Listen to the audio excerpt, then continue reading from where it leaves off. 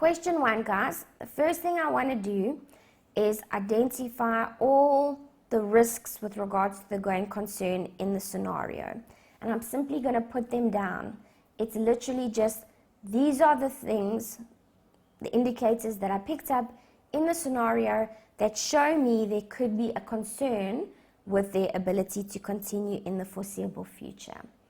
I have said there, ISA 570 gives me some ideas. So if you don't know where to start with that question, then your starting point needs to be going into ISA 570 for some ideas of what could affect their going concern.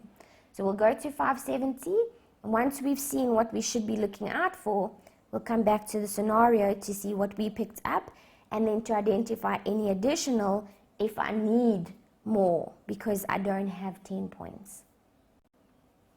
ISA 570, the going concern standard, I want to find examples of things I should be considering that are going to affect the entity's ability to continue as a going concern.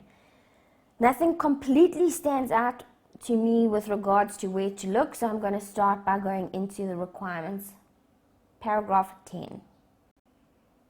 In the requirements, in the first requirement says that the auditor shall consider whether events or conditions exist that may cast doubt on the entity's ability to continue as a going concern.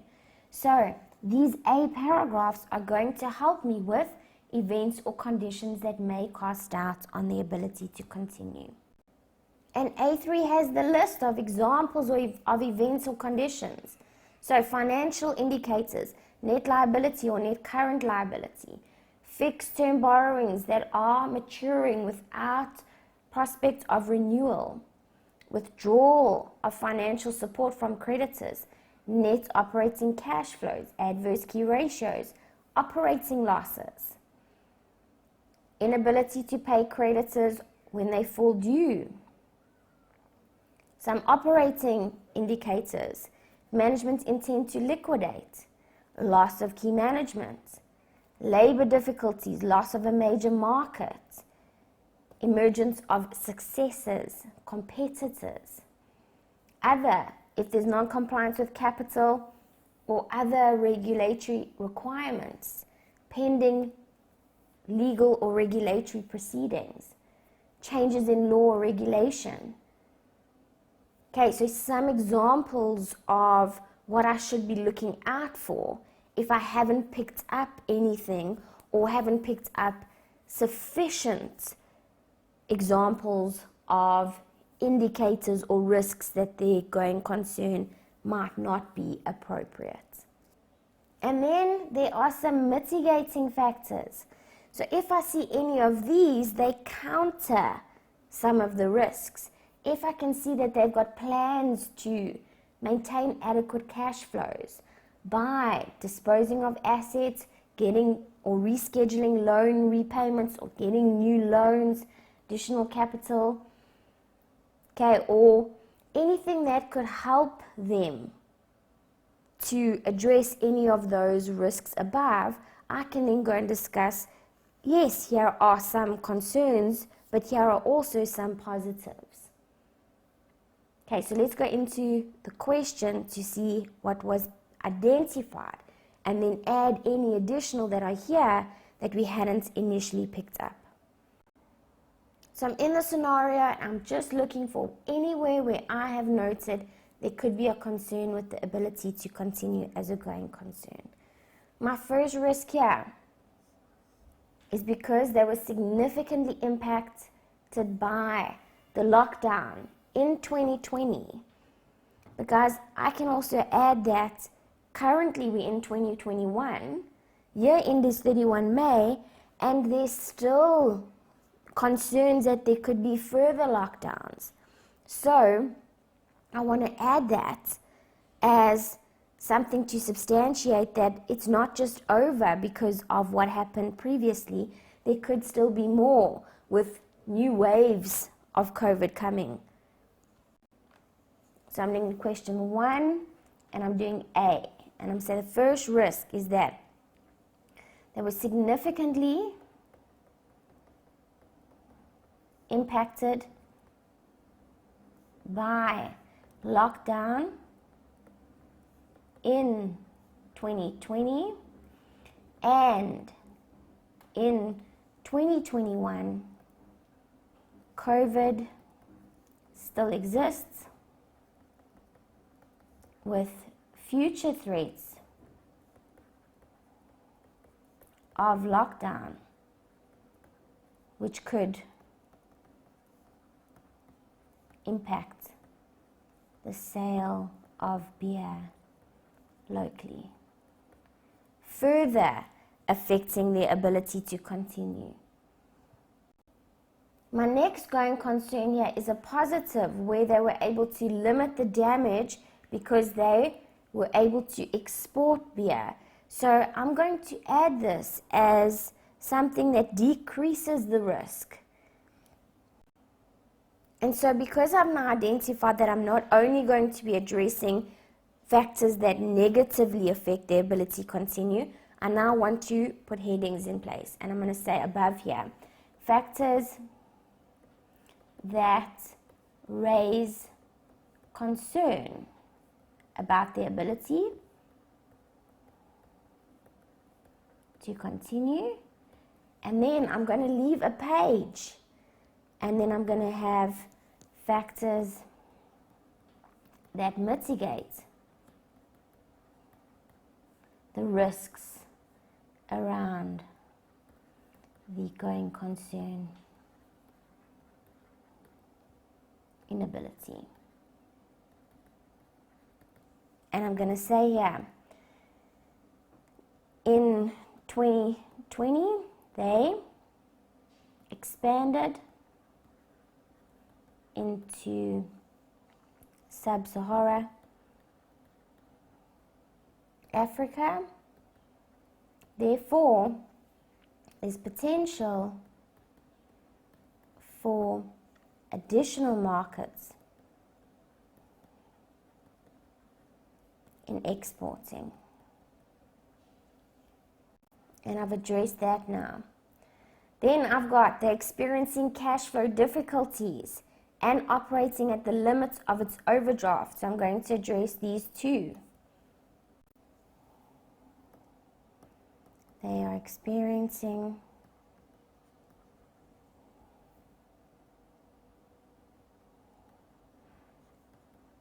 cash flow difficulties.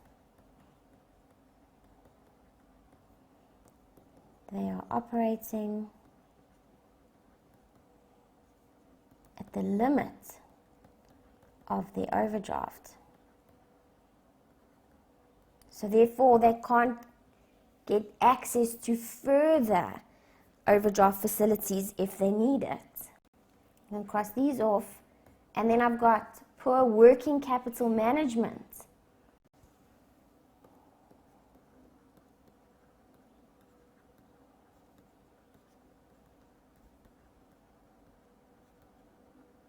And guys, that means if there's poor working capital management, they might not have cash flow when they require it. I can cross that off. Another factor, the previous auditors resigned because they are not going to be able to settle the audit fee. So, will they be able to settle future audit fees? So, the previous auditors resigned because the audit fee hasn't been settled. And therefore, there could be future audit fees not settled. You can cross that off.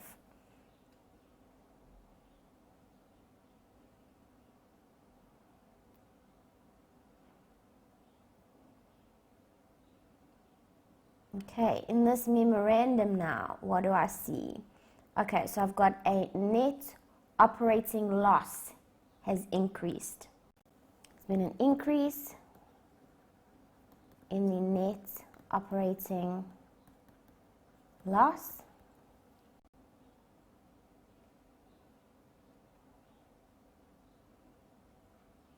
And I've got here that they are not solvent. Total liabilities exceed total assets.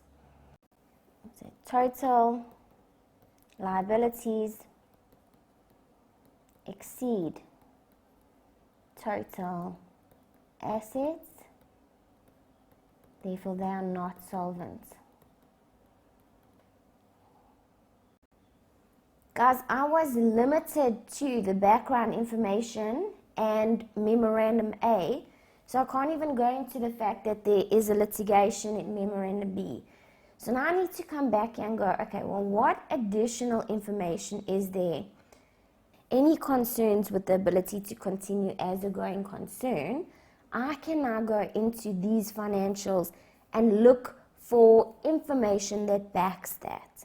So I can see local sales have decreased. That means that's something I'm going to want to put down. Foreign sales have increased, so I want to put this down maybe as a mitigating factor. Cost of sales have increased. I expect that. It's not going to impact on a going concern analysis. Gross profit has increased, so maybe I want to put that down as a positive. Trade receivables have increased quite significantly. So maybe I want to start looking at some ratios here to look at debtors days in comparison to the prior year to make some kind of an assessment. I can now also see inventory has increased substantially. That's another concern with regards to their working capital ratios. Non-current assets have decreased, so that's something I might want to address. In terms of my trade payables, they've increased quite significantly. Once again, maybe I can look at a ratio here. Bank overdrafts increased. We've already discussed that at the limit. Maybe I want to just add that it has increased substantially. And so have my non-current assets. Okay, so I'm going to go and put down some of the concerns I see in the financials to back risks with regards to the going concern. So I'm going to have here, local revenue has decreased substantially. But then, as a mitigating factor, I'm going to add here that foreign revenue has increased, resulting in a total increase in revenue overall.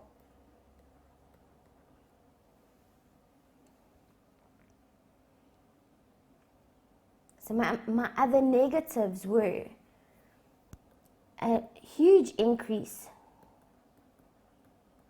in inventory, therefore aiding to cash flow difficulties.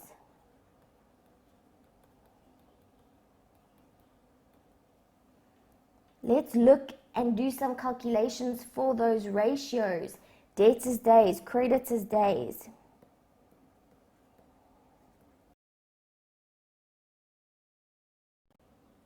For debtors days, I'm going to say in 2020 and 2021. So total debtors in 2020, 20 million, divided by total revenue, 75,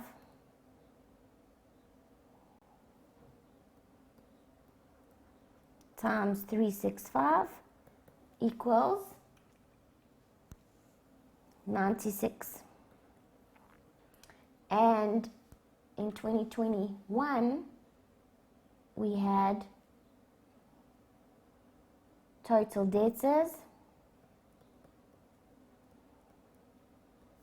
divided by total revenue,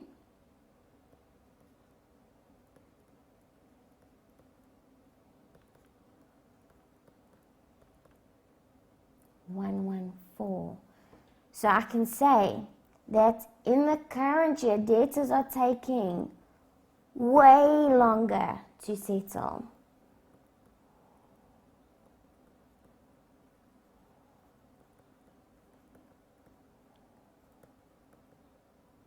Increased time to settle, and it's way over the 30 days. The credit terms they're supposed to have. For creditors' days, in 2020, I'm going to take my trade payables,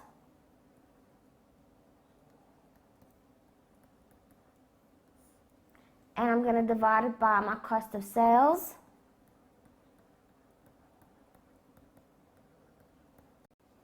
and it's going to give me 54. And in 2021, I'm going to take my trade payables,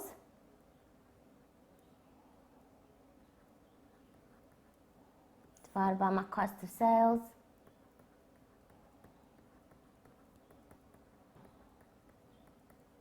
and it's 72.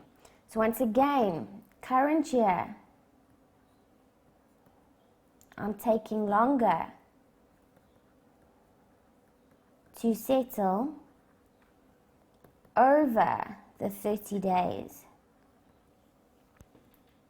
Okay, and although this is a little bit more favorable because it means that I'm taking longer to settle my creditors than what I should be, so I'm holding on to a little bit of cash for myself from a working capital perspective, but from a business perspective, it's showing that we are struggling to settle. Okay, so because of this working capital cash flow issue, I cannot settle my creditors according to the terms that I'm supposed to. In addition, when I compare the debtors' days to the creditors' days, I can see that I'm having to settle my creditors long before I'm getting money in from debtors. Okay, so a big problem there. We had also noted that there was an increase in my long-term liabilities, and there was a decrease in my long-term assets. Okay, again, showing concern with the ability for this business to continue. It's negative that liabilities increase and assets decrease. Okay, let's move on to B.